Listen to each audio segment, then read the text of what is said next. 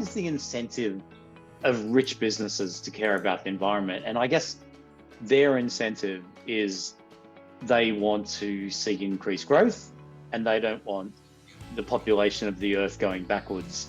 You could throw a rock and hit a platform now that says it does sustainability, when in actual fact, a lot of organisations are still trying to figure out the what and the how. There's a very small percentage of companies out there that are that understand the why. But I think the vast majority of companies, and certainly the ones I'm working with, they got no idea. In many ways, ESG is sort of like this transition state for what has been GRC for the last 20 years. And so, you know, a lot of people on this call have been around for a long time. So governance, risk and compliance really, you know, came up in the early 2000s and has been that platform and portfolio space for governance and risk for a couple of decades. And I think, you know, there's no space for GRC and ESG to operate separately. They sort of have to come together, and it's the E and the S which is changing the G. And so the risk and compliance, or the R and the C in the GRC, are sort of folding into these 21st century risk problems. The fact that we're going to actually require people to provide ESG data means we're going to actually see the quality of the data being provided, and they get a better idea of what data is necessary. And that's some of the industry pundits are saying about these new rules in the EU is by holding people more accountable and more transparent, you're going to see what actually comes out. The fact that we're regulating this will actually ultimately decrease the cost of collecting ESG data.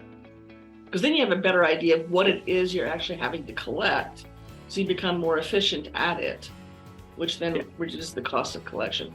When I was in Zurich and facilitated one of the sessions on ESG data as part of the Point Zero Forum, so everyone agreed that the data available today is not sufficient to do accurate reporting. But then the question was, or the consensus was, is it actually needed? No, it's not.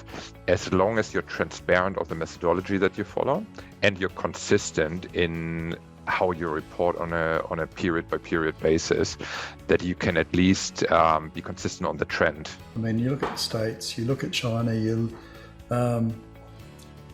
look at Australia.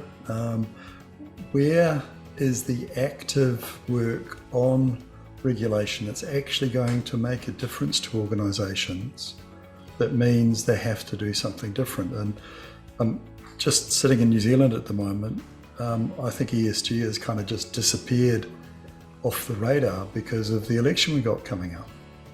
And I can't see anything happening from a regulation point of view until probably 2025 at the earliest. Sure, we'd love to be doing things, particularly around sustainability and social initiatives, but no one's sort of measuring it, no one's forcing us to do it.